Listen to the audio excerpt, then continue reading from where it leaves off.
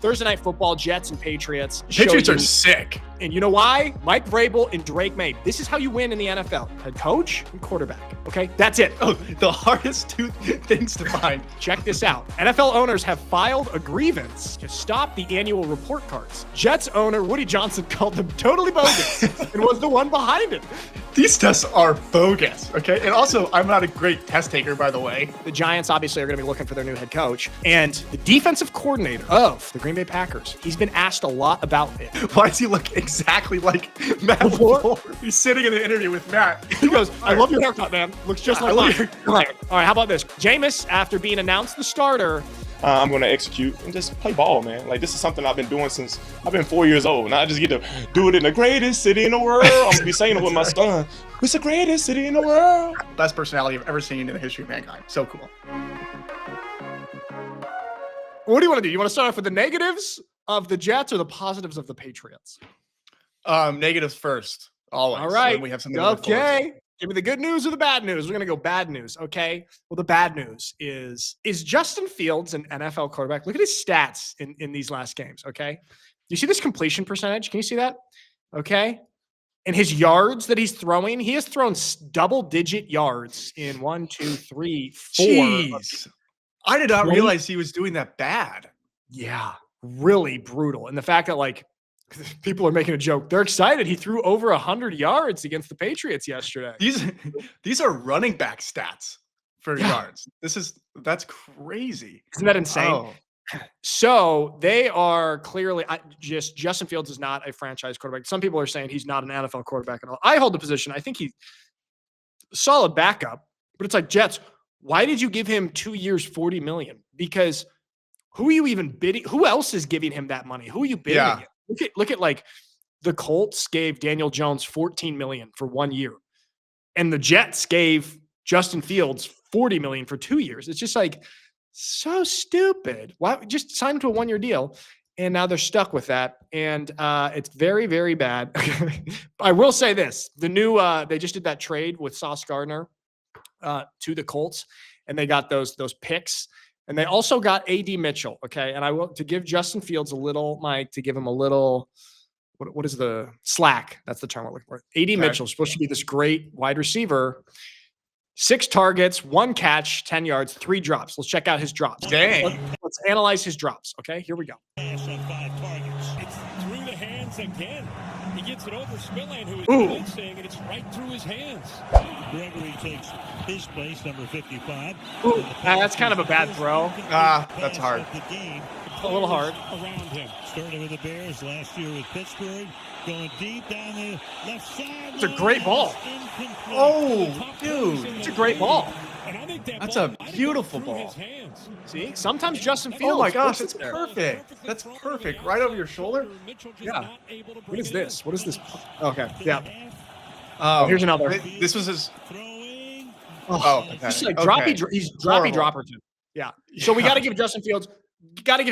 Like a little bit of slack, because if some of those were caught, he would have thrown for 200 plus yards. His stats would have looked really kind of respectable. Was that his first game with the Jets? Yeah, that was A.D. Mitchell's first game, and it's funny to think about. It's not like he's adapting to a left-handed quarterback or something like that. It's catch the ball. Yeah. It's not that big of a difference.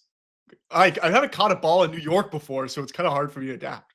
Yeah, it's really weird to catch a ball in this state. The air is different.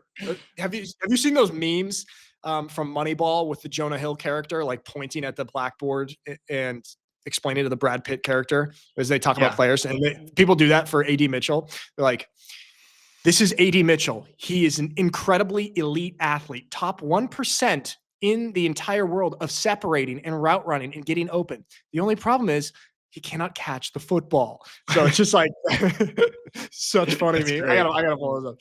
Hilarious. Okay, what do you think about this as we stay on the Jets? Just because Justin Fields is not it. Because we talked about Kyler Murray's probably on his way out of Arizona. Oh, interesting. Would Kyler Murray be a step up in New York for the Jets? I mean, they just need to become just average. I mean, they're not going to be good. They just need to be like 5, 6, 7 wins. Do you think Kyler Murray might be a solution there? It would be a really big step up, actually. Even though Kyler Murray clearly doesn't care about football at all, Well, I think he would be a step up for the Jets and actually give him a little bit of a spark. So do I. Compared to Justin Fields. Yeah. Here's the drawback. There's a lot of distractions in New York. New York City, there's a lot to do. And Kyler, type of guy, right now he's down there in Arizona. I mean, I know it's sunny and stuff, but this is a real thing for players. I don't think Kyler's not like a distraction off the field guy. He just is going to be playing video games the whole time. He'll be fine distraction wise. It's about getting him to care. It's what's hard. Kyler, what could you dangle in front of him? Kyler, just try as hard as you can. What do you could dangle? What could you dangle? You could dangle like the new Call of Duty. Yeah. If we win the Super Bowl, Fortnite's going to make you a skin. They already did that, didn't they? They already did a Kyler Murray skin. All right, so Jets are in shambles, and even if they get Kyler Murray or whatever they do, they have to get. Well, that's going back to the Patriots. This is how you win in the league: is you have to get your head coach and your quarterback. And this makes me think of that interaction that Aaron Rodgers had with Jets head coach Aaron Glenn. Did you remember that, where Aaron Rodgers flew back from California on his own dime? Oh yeah. After Aaron Glenn got announced as the head coach, Aaron Rodgers thinking that he was going to still be the quarterback for the Jets, and Aaron Rodgers gets there and he meets with Glenn for like 2 minutes, he said. And he said Aaron Glenn was rude and basically said, yeah, we're going to go in a different direction. And then Aaron Rodgers was just like, that couldn't have been a phone call. You couldn't have told me that on the phone. I spent, what's a private jet from California to New York? $100,000? I don't know, $40? How much could a banana cost? That's crazy. That is so nuts to come in to have him come in person to do that. This could have been an email. I mean, and then he goes, we're going to go in a different direction. And the direction was down further. We're looking at going down next year. I'm actually going to ask for a pay decrease. We're going to make a couple left turns here. So yeah.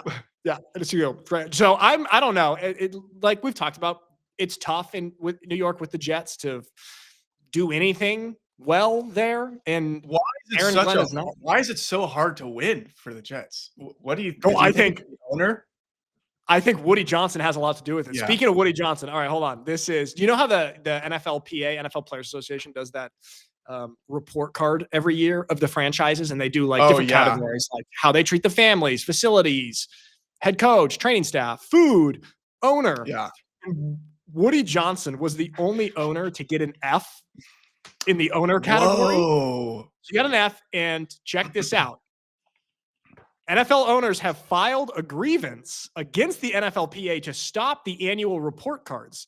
Jets owner Woody Johnson called them totally bogus and was the one behind it. This guy, he is like a cartoon villain to the football team, isn't he? Yeah. These tests are bogus, okay? And also, I'm not a great test taker, by the way, so we should just eradicate. This is the kid in class who always complained about how stupid standardized testing is because he always failed it. This is hilarious. It's actually, it is hilarious. And it's so funny that he's the one behind it. Just like, these tests are totally bogus, man. I'm actually a great owner. They have to keep doing that, though. I think it's really cool they do that. Is there a group of owners that are supporting him? Or is this kind of just being spearheaded by him? It's got to be just him. It's spearheaded by him. I mean, I can't imagine like the teams that grade in the top are opposed to it because it makes them look really good. Like Miami's graded really well. Minnesota's graded really well. You know who's surprisingly? I think that's a fantastic thing to do, to have these grades, how you treat your family, all these things. That is so important. That should not be eradicated. It shouldn't even be in a conversation to be eradicated. Oh, no, we can't have anybody reporting on our performance as an owner. Yeah. What? You know who surprisingly does not do well in it is the Chiefs. They were like 30th. I think because like they got an A for head coach and stuff like that, but I think they had really bad grades for like food and treatment of family, something like that. I don't know. It'll come out again this year, but it's just, I thought it's so funny that he is interesting. We should go through that. When all that comes out, we should go through those by team. And then we decide where we want to play based on the grades. Oh, dude, I'm totally playing for the Vikings. I definitely wouldn't take a contract with the Chiefs. Their food sucks. Yeah, no way. All right, let's go. Let's get a little positive. Let's go on the Patriots side. So obviously Drake May in his first year with Mike Vrabel as the head coach, Gosh, what was this stat? Hold on, let me pull this up. This stat is crazy. If I could just find it. There it is. I love those Patriot uniforms were so cool. Light blues. Yeah, those were so cool. Interesting, Mike. I don't know if I really cared for them. It kind of felt like the jerseys got washed in with the whites and it kind of a little faded, I don't know. It wasn't for me. I guess. I think it was really just a unique change-up, maybe. The novelty made it really, really cool. Sure. Yeah. I mean, we love novelty. All right. Mike Vrabel is so awesome. That's what he said. Patriots had 9 wins in 38 games before him. And now this season, they already have 9 wins in 11 games. It's just like, then you look at the Tennessee Titans who let him go because he had like 2 kind of average seasons after making the playoffs 2 years in a row. And some of these franchises that just consistently are at the bottom, just consistently look stupid. It's like you let go of Mike Vrabel, and then he goes to the Patriots, who, remember, they were in shambles after Belichick and Brady left. Actually, after Brady left, Belichick was still there, and then he was riding that ship all the way down. Yeah. And then Mike Vrabel comes and turns it around. And he's just look at this. The players love this guy. And this is why he gets Vrabel when we do our coaching game, Mike. We get him in a lot of positions. Yeah. Look at this. Yeah. I mean, PE teacher, that's a coveted position in our game. And he's got it down. You got it. Look at this. It's good energy. Happy. It's just what we said. He hugs everybody. He's a combo of the tough guy. Oh, I love that. And the bear hug. Hugs. Look at the smiles on the players' faces. This is why he gets the absolute best out of all his guys. Yes. I mean, that's a great one to pause it on, I guess. But that's just like, that's why they're 9-2. That's why they have the best record in the NFL is that. That is so. He is for sure one of my favorite coaches in the NFL right now. I think he'd be so cool to play for, and it's cool to see. It's like there's certain coaches that you could never picture having this kind of energy and interaction with their players, and I think kind of like Belichick is one of them, which is interesting. He's like, had this great dynasty, but you could never see him standing up, dapping everybody up, and getting everybody's faces. Like, what do you think about this? The personality differences in leadership.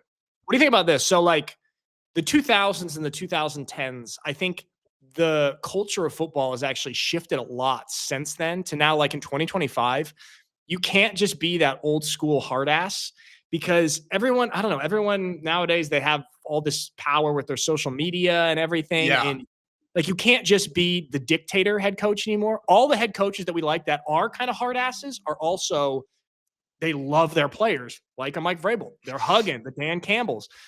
And I just think that that's how you have to do it in this day and age. You can be a hard ass, but you also have to be kind of teddy bear too, don't you? I completely agree. It's kind of like the whole argument about how celebrities in the past seemed so much more like untouchable and almost like demigod type figures.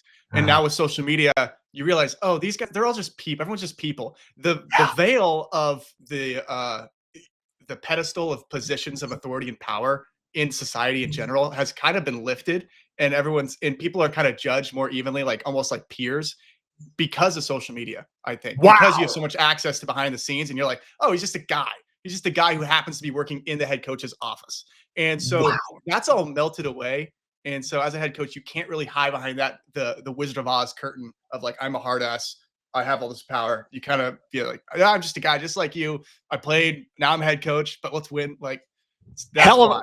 Hell of an analogy, Mike. Wizard of Oz? You. Thanks. You ever even seen that movie? I don't know. Wizard of Oz. No. Oh, that was good. Jeez. All right. You got me off track. I'm shook. There's the clip of the day. Liam, clip it. All right. Sticking with head coaches, and I guess with the city of New York, the Giants obviously are going to be looking for their new head coach. And Jeff Hafley, the defensive coordinator of the Green Bay Packers, he's been asked a lot about it. He was previously the head coach of Boston College. I believe he's from the Northeast. I believe he's from kind of like the New York area. All his family's around there. So he's been asked a bunch about it. But I never heard him speak before. I've never seen him before. Why does he look exactly like Matt Before? LaFleur? I know. So I was gonna. Oh, that's why he got the job. He's sitting in the interview with Matt, and Matt's yeah. He goes, You should be the I D really- coordinator. You're "I hired. love your haircut, man. Looks just I like love mine." your- You're hired. You look good, and you got great eyebrows. Whoa, Job's that's yours. hilarious. Exact same tan skin complexion. Also, Yeah, that's funny. I've never seen him. I know. Me neither. And I never heard him speak before now. And now his name's getting thrown in the ring as head coach candidate. Let's listen to him speak, and I want to get your thoughts and feelings because I'm like, whoa, this guy should be above LaFleur right now. Anyway, we've heard about I'm excited. LaFleur from our sources. Here we go. Way you want them to on your side of the football. What's the key to turning things around? 'Cause that's not- Consistency and hard work. When I've come in here and I knew there were going to be hard questions, I haven't changed how I approached answering them or talking to you, or my mood doesn't change. And this, yeah, I'm with you. We just played a really good game against the Eagles, right? We have a lot more football left to play. We're gonna play a lot of football. All right, I'm confident of that. Regardless of what happens next week, the week after, I'm not going to change how I am around you. I'm not going to change how I am around the players. I'm going to be the same guy. I'm going to demand. I'm going to be upbeat. I'm going to be consistent, right? Now, if I need to make changes and adapt and evolve like I've talked to you about, then I need to do that. I mean, that's our job, right? And that's what we've tried to do. And if we need to figure out how to put players into better situations to make plays and switch things up, then we need to do that. So just getting a sense here Okay. of his vibe, his aura. What are your feelings? My initial thoughts were this guy is sick. This guy will be a head coach. I think great leader. He kind of has like this military discipline, stoicism about him. Towards the end, now this could be a complete misread. It Okay. felt a little bit like, oh, if I'm around this guy, maybe a little bit too much, I could start to see, oh, there really isn't much behind going on in there. He just knows how to deliver it well. Now, those are the two takeaways I got from this. But the Interesting. initial is, oh, cool guy. Okay. Does he feel a little hollow? Yeah, yes. I think there is a chance that he could potentially be hollow. Okay. But Let's see. I'm looking at his resume. He was the head coach of Boston College from 2020 to 2023. He's been the D coordinator for the Packers since 24. Packers defense is 5th in the league right now. okay. They've got a very good defense. The problem with the Packers is their offense. The Packers have lost multiple games where they've held other teams to 10 points, and their offense just is not good, which is Matt Okay. LaFleur's side of the ball. Anyway, Okay. by the way. So turns out not hollow. No, I don't know. No, Great. maybe. We'll see. Who knows? Maybe. But I do wonder because I was kind of is this the direction that the New York Giants should be going? Because you were saying on the last show, I feel like they need to go with a guy that's a proven NFL head coach, and not just grab the hot new coordinator, Interesting. What do you think? Interesting. You get Well, a Mike, who else you get would be a it? Mike McCarthy, for example, who was the head coach of the Green Bay Packers and won a Super Bowl with the Green Bay Packers and was fine with the Dallas Cowboys. Mike McCarthy would at least. You always forget he won a Super Bowl, Mike McCarthy. I know. The lasting image in my head is him with the Cowboys being a middle of the row type of. Yes. But it's something about when coaches nowadays go to the Jerry Jones loves to hire coaches who don't outshine him, I feel like. Yes. So No, that's completely it. That was his whole Isn't thing it? with Jimmy Johnson. Yes. He was winning Super Bowls and he got rid of him because he was getting more attention than him. They were everyone was praising him as a head coach, and he got rid of him when they were on a Super Bowl run because he wanted the attention. That's Jerry Jones's biggest flaw as an owner. Yeah. He wants attention more than he wants Super Bowls. Yeah, I know, but it's well, I mean, at least he has his defined thesis. You know how investment companies have their investment thesis. Jerry Jones, football NFL team owning thesis is, I'm a showman and I'm doing this for the show. So Yeah, I mean, it works. I'm the most valuable sports brand. Yes, I mean, if that's your metric, which if I was going to pick any NFL owner to say that I bet their metric even over Super Bowls would be valuation, it would be Jerry. So yeah. So then his best move is to get a kind of low personality head coach, but great coordinators so that he can still keep the attention. Sure. There you go. And then get the wins. That's his formula. There you go. Okay. Speaking of head coaches, last thing we've been ripping Mike McDaniel of the Miami Dolphins all year, saying, all right, enough of this, Capri's, etc. The Miami Dolphins have a better record than the Cleveland Browns. And we haven't heard nearly as much chatter about the Cleveland Browns needing to fire Kevin Stefanski. And I wonder if we have a little bit of maybe presentation bias, because you look at a picture of Kevin Stefanski. He's got the beard. He looks the part. He looks how you want an NFL head coach to look.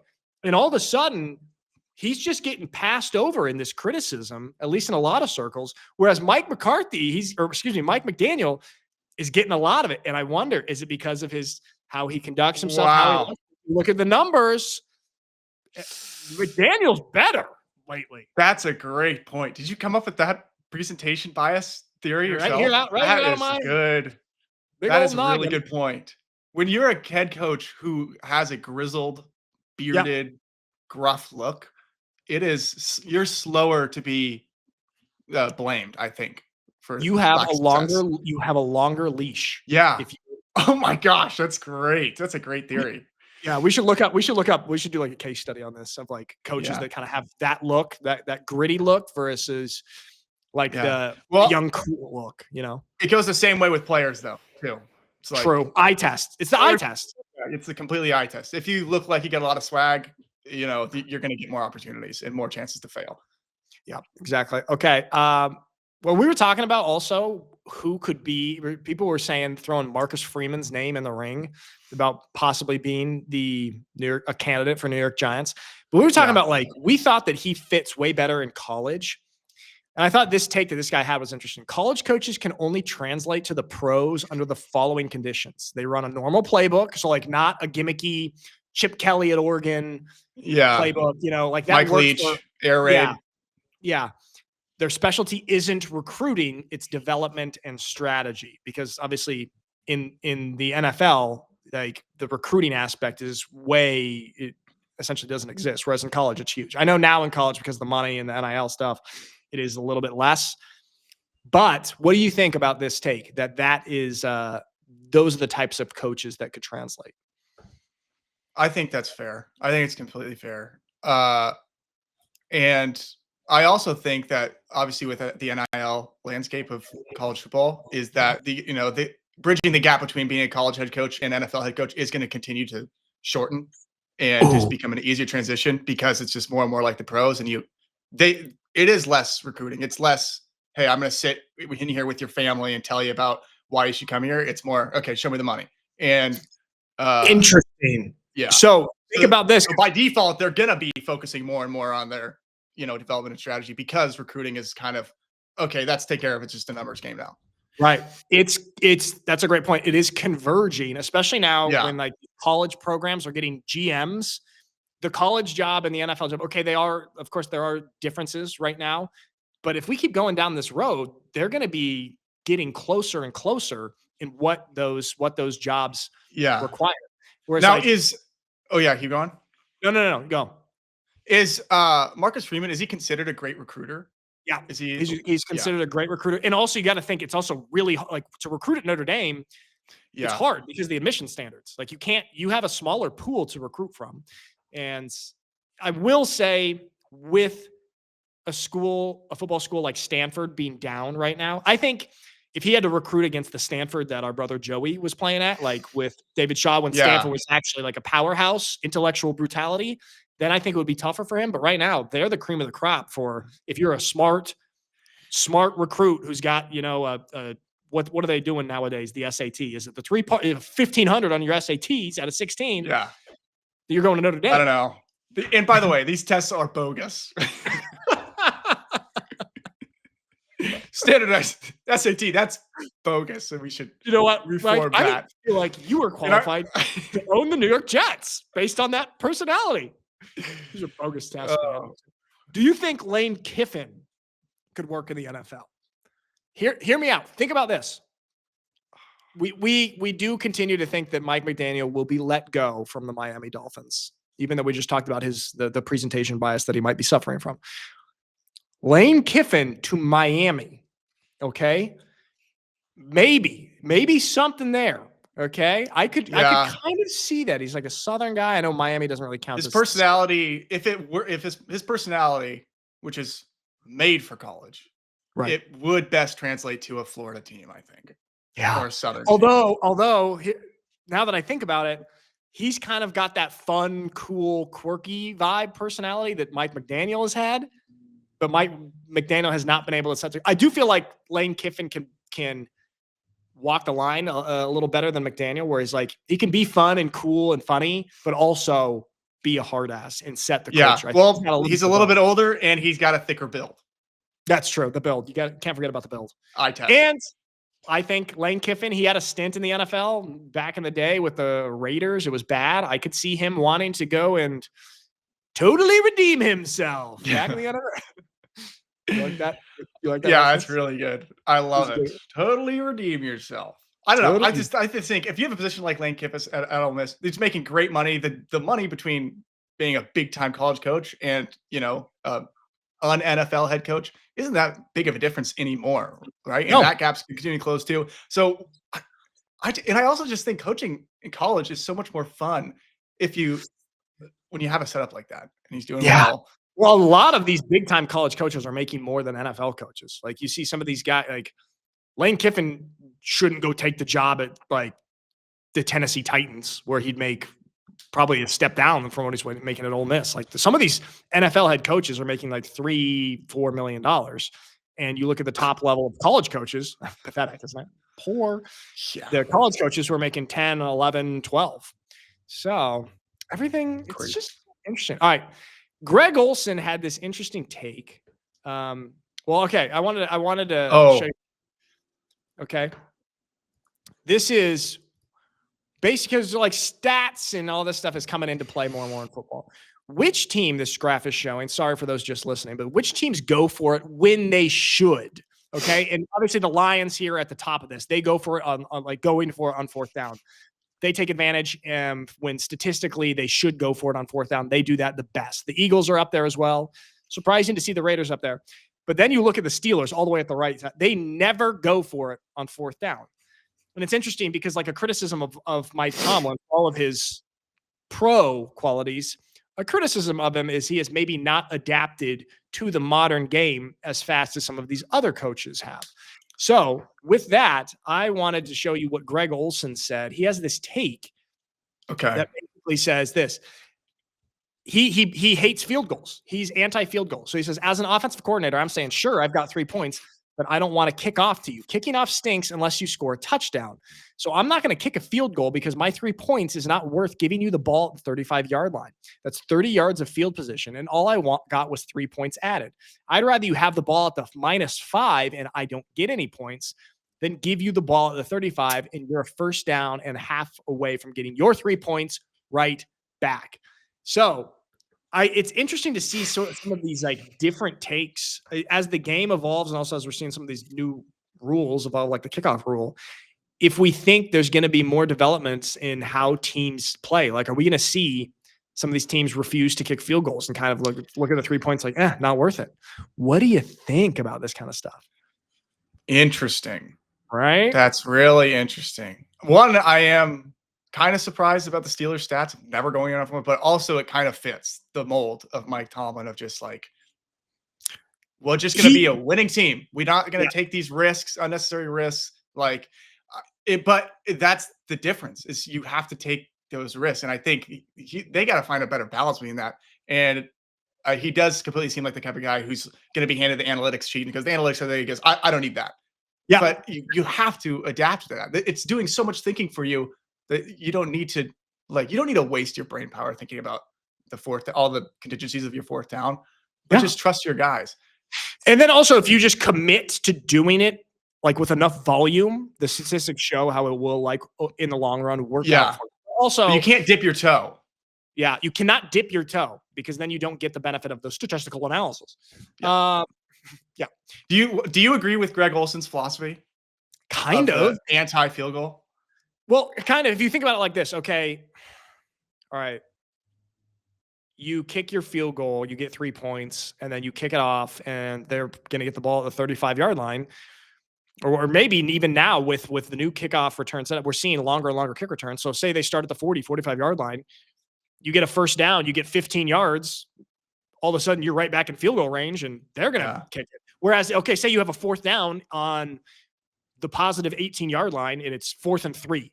And it's like, is the risk worth it? Like, if we don't get it, we turn them the ball over right here. They're deep in their own territory. They're not getting the ball on the 45 or whatever. So I think there is something to that. Yeah. Especially, but I don't know. You have to have a killer defense. And I also agree kicking off sucks. And there's always the risk of them returning it and your special teams blunder. And that's a huge deflation momentum. Kicking off you don't really need that risk. And being on those teams, kickoff and kickoff return, also sucks. I was a special teams soldier, as we were called at Oregon State. Okay. And boy, oh boy, I hated it. I hated kickoff. I know I love kickoff. I hated kickoff return. Blocking a kickoff return is so hard. But yeah, I think you limit that. Did you ever have you never had the, because I don't think they do that in college, the new kickoff rule. They do that in Europe where everyone's just lined up. It looks so weird. Yeah. You never had that? No. It makes it a lot better for the kickoff return guys because you're not, getting blasted with a guy. Yeah, you're not catching a guy who is a 30-yard sprint head start on you. You have to absorb him. Scariest thing is like a slow death. Yeah, you're on kickoff return. You're like, all right, I have number 5, and you go and you start counting. And you see it's like, oh, this guy's 6'5", 250. He runs a 4, and you count again. It's like, okay, all right, I'm gonna get him. Okay, I got L5. 1, 2, 3, shoot, and then you're sitting there. It's like a Myles Garrett looking guy. Like, that's where you go and you do your drop and you trip. You trip over your shoes on purpose. Or you purposely flip your hips wrong or whatever. Yeah. When we played USC, every single guy on their kickoff was the scariest, biggest athlete I've ever seen. They're kickoff with us, all 5-star recruits. Yeah. And that was just a slow death day. That's a good way to put it. All right, so there we have that. Interesting to see this theory or this what do we call it? Framework of thinking about football. All right, let's finish with this. Cringe or cool? All right, Mike. Cringe or cool? UMass is the last, I believe, the last team in FBS to be winless. Okay, and thanks to Sam Houston's win over Oregon State. Yeah, thanks to Sam Houston beating our Oregon State Beavers. They were playing Northern Illinois. They were down 45-0 at home, and they got a field goal with 6 minutes and 13 seconds left in the game to cut the lead to 42. And they shot the fireworks off, like the planned scoring fireworks. Is this cringe or is this cool, Mike? This is very cringe. I think it's horrible. What are you gonna? It's horrible. I just imagine the guy who's in charge of the fireworks the whole game, sitting like this the whole game. And completely out of what's actually happening. Just waiting. Okay, score. I pushed the button, and it finally happened. And nobody got to him in time to say we're down by too much. Forget the fireworks. And he pushed it. You need a guy. You need like a supervisor who's like taking the temperature of the game to walk over to the firework pyro guy who they've hired. This is his passion, like fireworks and pyrotechnics. That's his passion. You got Doc Brown over in the tunnel with a detonator. All right, I got it set up. We got potassium. They have to. They got to call that off at a certain point. All right, how about this? Cringe or cool? Jameis, after being announced the starter in his press conference. Here we go. Jameis Winston. No. I want fans to know that I'm going to do my best. Obviously I'm going to have fun, but I'm going to execute, have a surgical execution, and just play ball, man. Like, this is something I've been doing since I've been 4 years old. Now I just get to do it in the greatest city in the world. I'm going to be saying it with my son. It's the greatest city in the world. Yeah, that's a Hamilton reference if y'all don't know. 10-year reunion. Hamilton reference. 10-year reunion. So, Mike, you're a big Jameis Winston guy. Cringe cool. So cool. So cool. Best personality I've ever seen in the history of mankind. So cool. I crave so much to be his friend. Yeah, and his friend I to hope, be in his circle of some sorts. Yeah. Anything. I feel like he just elevates. I will say they're playing the Packers, and I did see some Packers fans tweeting like it's scary going against a nothing to lose Jameis Winston, who's like getting plugged in there, starting. You know, he's a veteran. He can win you a game randomly. Yeah, So, he's a wild card, and he has that veteran personality. He's at the point in his career where he's just so happy with the life that being a pro football player has brought him and his family, that everything is just fun. There's no weight to it. And that is a scary guy to play against. Yeah. There's nothing to lose. He's playing with house money. Good for him. Yeah, exactly. Right, there it is. You know, Adam Schefter, like the NFL insider, and he's often like buttoned up, like in a suit. Okay. And he went on Get Up on ESPN. Look at his arm. This is what happens when I'm going to mute it. Hold on. Wait. Okay. And so everyone was tweeting, oh my gosh, I did not know Adam Schefter was tatted up like that. Okay. And I was like, wow, did not expect that. Turns out it's a shirt. It's a tatted up sleeve shirt. Okay. It's like an Under Armour that makes it look like you sleeve tatted. Cringe or cool? That's so funny. And I have a quick anecdote after this. Okay. But, so cringe. Why? What is this a prank? This is Halloween? Is he just trying to get media attention by everyone going, whoa, he's tatted up and like kind of a shock value? Yeah, cringe all the way. I don't like that. Yeah, where do you buy that shirt? What do you look at? You have a tattoo sleeve shirt. What possesses you to go, I need to wear this? It feels like he lost a bet or something. Also, like wearing that. Like, it's like he lost his fantasy league. Yeah. He goes, okay, loser has to wear tattooed shirt on live TV. Yeah. So I'm going to go with you. Cringe. What's your anecdote? Yeah. What were you saying? Okay. Youth football. There was a kid in our team who had a peg leg, and he was one of our offensive linemen. Okay. His name was Sam. Great guy. Really good guy. But inspirational. Was playing, practiced so hard, loved football, and he had a prosthetic leg. The leg looked really real, and the leg was a fully tattooed leg. And so when he showed up the first couple of days of practice, he goes, this 12-year-old kid has a full leg sleeve tattoos. And then after practice, he takes his leg off. We go, oh, that's why he was limping the whole practice. But he was one of our offensive linemen in youth football. That is a great anecdote. Okay. Yeah. That's kind of for 12-year-old. So that's what that reminded me of. That's kind of sick. You know what? That's actually kind of sick that you get that. Baller. Good for him. All right. Last thing here. The Commanders are playing in Madrid, España. That's how you say it here in Europe. Like, okay. Good. You might know it as Spain. I call it España. Do you have any culture? All right. So is this cringe or cool? Whatever this drill is that the Commanders are doing at their practice field in Spain.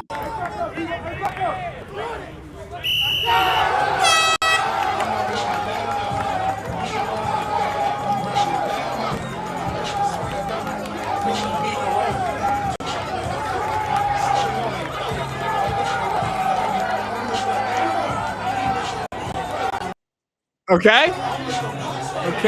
This seems like a sort of let's just kind of get hyped together sort of thing. A little bit chaos. Okay. What do you think here? This feels. You go first. You go first. Okay. If this is a substitute for normal warm-ups, I love it so much. If they go, all right, a warm-up is just everybody group up and we're gonna just run through the batters a few times, get your energy going, and we don't have to line up and do the 30-minute warm-up pre-practice, which is the worst part of practice. Yes. I like it. I think this is cool. I think it's fun. And as a player, it's something that you satirically do with your teammates as you do it every day and pretend to be really into it.